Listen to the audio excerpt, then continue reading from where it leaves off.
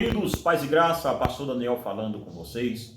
Meus irmãos, antes de começar esse vídeo, eu quero pedir a você que, se você gosta desse tipo de assunto, compartilhe esse vídeo, manda aí para as pessoas que você entende que gosta desse tipo de conteúdo. E se você tem alguma pergunta, alguma sugestão de vídeo, deixa aqui no comentário a sua sugestão aí de assunto que você gostaria que a gente abordasse aqui no canal. Se nós soubermos abordar e tivermos algum conhecimento sobre o assunto, voltaremos aqui e abordaremos ele aí junto com vocês. Amém? Queridos, dito isso também, eu peço a vocês que nos sigam no Instagram. Nosso Instagram é Igreja Reformada Palavra da Cruz. Crer é também pensar. Segue a gente por lá também, que também lá está muito bom. Meus irmãos, nós vamos falar sobre as duas testemunhas, que está em Apocalipse capítulo 11. Nós vamos tratar sobre esse assunto. Quem são as duas testemunhas?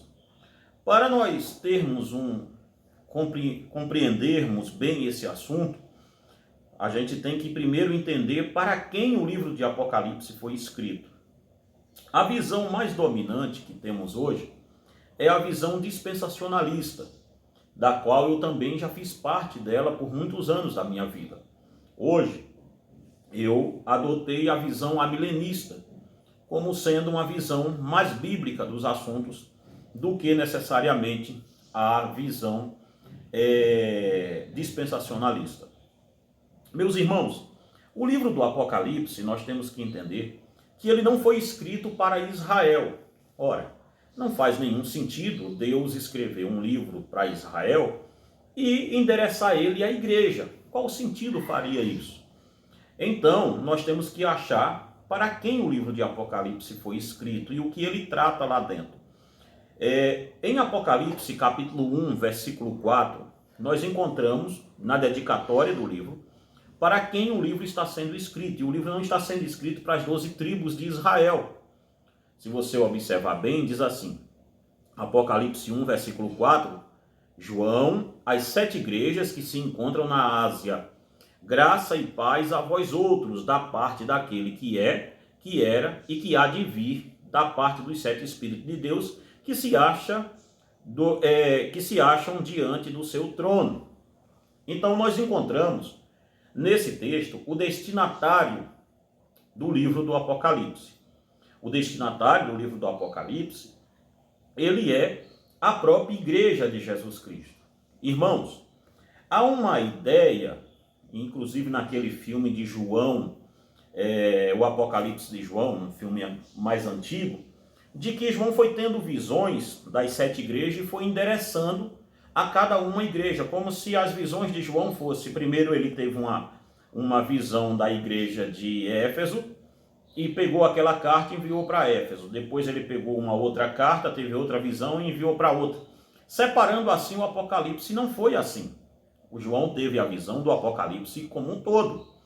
Então, quando João endereça esse livro às 7 igrejas que estão na Ásia, é porque esse livro iria percorrer aquelas igrejas. Então, o livro não é para as 12 tribos de Israel. Haja visto que hoje o Israel espiritual é a igreja. Se não, vamos ver bem como João trata a igreja em Apocalipse, se não me falhe bem a memória, capítulo 1, versículo 6. Diz assim, e nos constituiu reino, sacerdotes para o seu povo e Pai, para o seu Deus e Pai. A ele a glória e o domínio pelos séculos dos séculos. Amém. Veja bem, João está dizendo que agora o novo reino de Deus, o novo sacerdócio de Deus, Pai, é a igreja e não mais Israel. Então, para que nós possamos entender esse livro, nós temos que entender para quem ele foi endereçado e em qual prisma a igreja se encontra hoje. A igreja hoje, ela é o Israel espiritual de Deus. Não é uma mensagem antissemita, longe disso, mas hoje todas as bênçãos de Israel recaem sobre a igreja. Então, irmãos, nós não podemos dizer que dentro do livro do Apocalipse, Israel como nação está inserida de certa forma para ser salvo alguns judeus na época da grande tribulação vão ter que acreditar em Deus tal, e assim por diante, porque não é isso que está acontecendo no livro. O livro está dizendo que, assim como Israel era a igreja de Deus, uma nação no Antigo Testamento, essas mesmas bênçãos repassam para a igreja. Hoje a igreja como está no versículo 6, e nos constituiu reino. Quem era o reino antigo?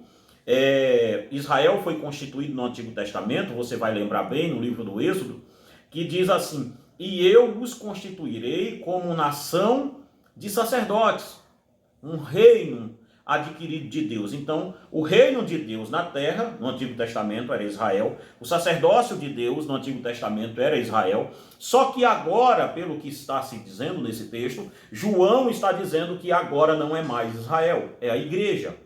Sinto muito desapontar muitos dos irmãos, mas se nós deixarmos o texto falar, é isso que o texto está dizendo. Um outro sim, nós não podemos de forma alguma pensarmos que Israel está inserido fisicamente a nação dentro do livro do Apocalipse. Haja visto que o Apocalipse é um livro de soberanias. É um povo de Deus de um lado e o povo do diabo do outro. Essa é a guerra dentro do Apocalipse. A soberania de Deus limitando o poder de Satanás, bem como a soberania de Deus guardando a sua igreja dentro do escopo na grande tribulação e em todos os tempos da igreja. Então, dito isso, irmãos, nós temos que entender que o Apocalipse ele não pode ser pegado de forma literal para ser traduzido.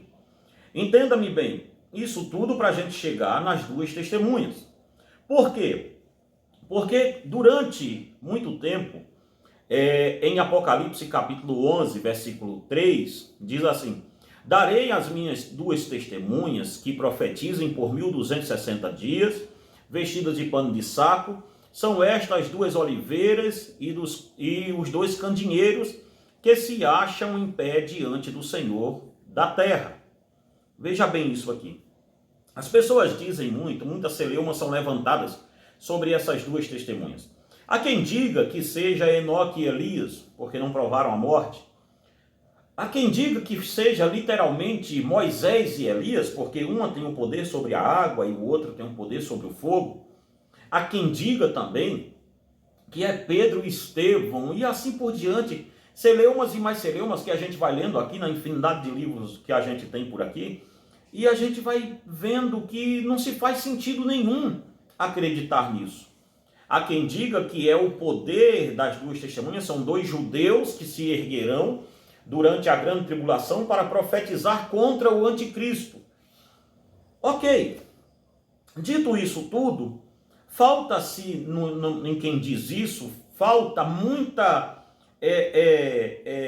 legitimidade no próprio texto para se dizer isso, essas coisas todas.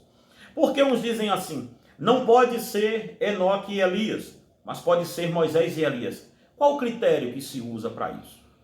Não pode ser Moisés e Elias, mas pode ser dois judeus que Deus erguerá no poder de Elias e de Moisés no Antigo na grande tribulação.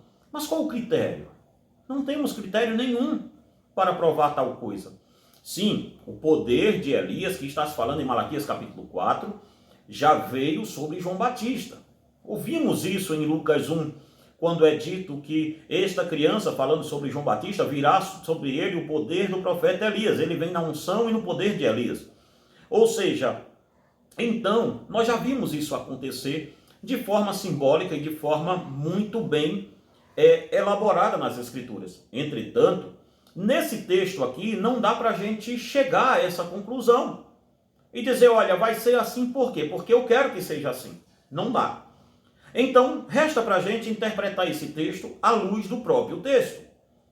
Veja bem, as duas testemunhas, me parece que elas serão, ela faz parte do escopo, como é que eu posso dizer? Elas representam a igreja na grande tribulação.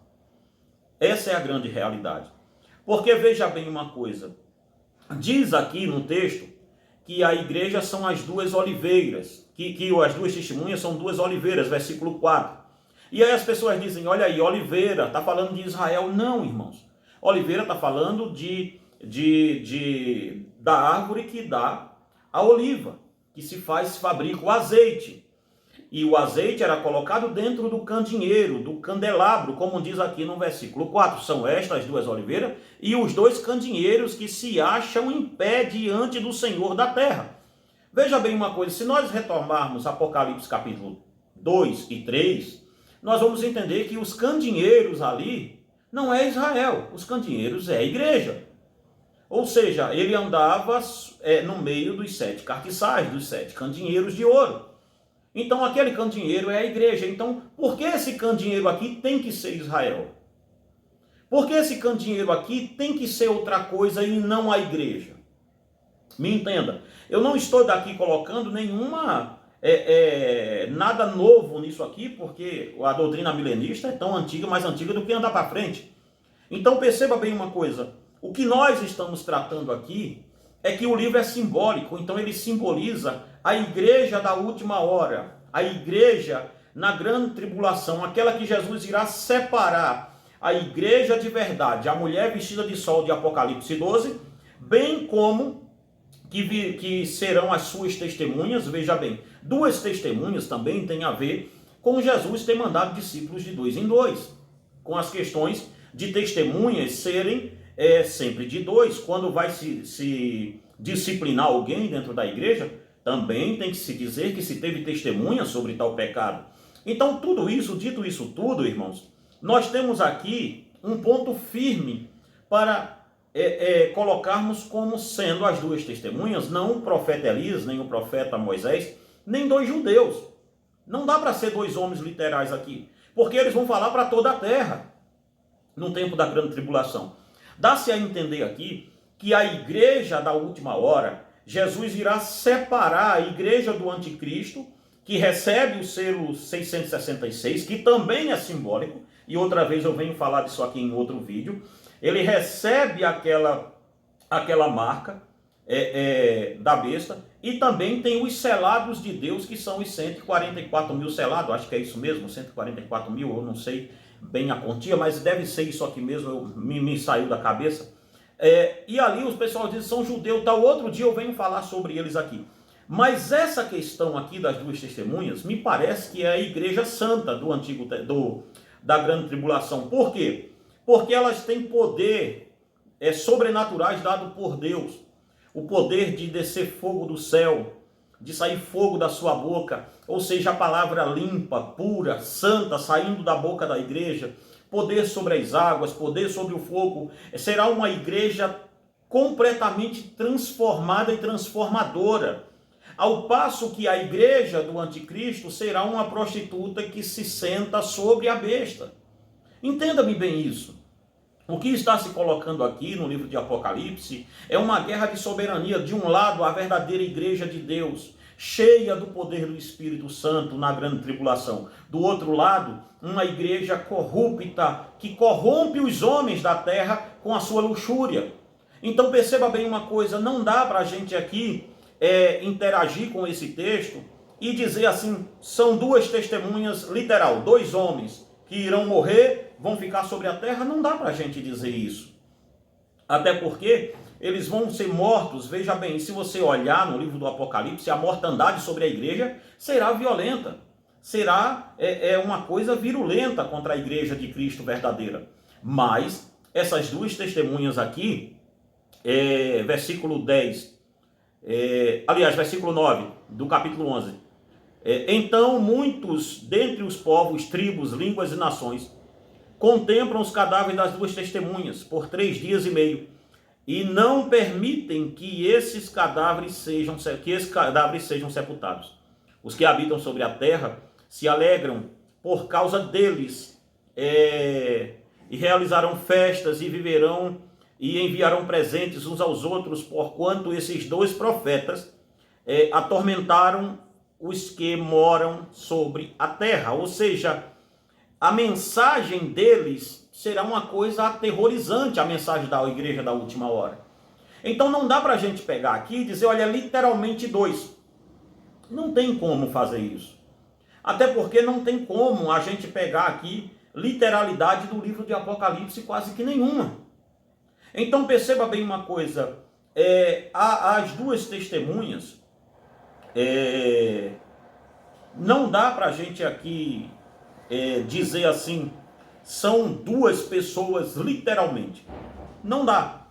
Não dá para dizer que é Moisés e Elias. Também não dá. Então resta para a gente aqui a ideia de que as duas testemunhas são a igreja da última hora. A igreja santa, a verdadeira, que fará com que a sua palavra, a palavra de Deus, saia da sua boca como um fogo inflamado e inflamando a muitos que as ouvem, ao ponto de causar ira e raiva e destruir-se. Quando pensarem que destruíram ela, o povo se alegrar, porque estão destruindo com a igreja de verdade. Eu espero que esse vídeo possa ter te ajudado. Se você tem algum comentário, deixa aqui embaixo no vídeo, e alguma sugestão de vídeo novo, você fica à vontade para mandar para a gente. Que Deus abençoe e te guarde em nome de Jesus.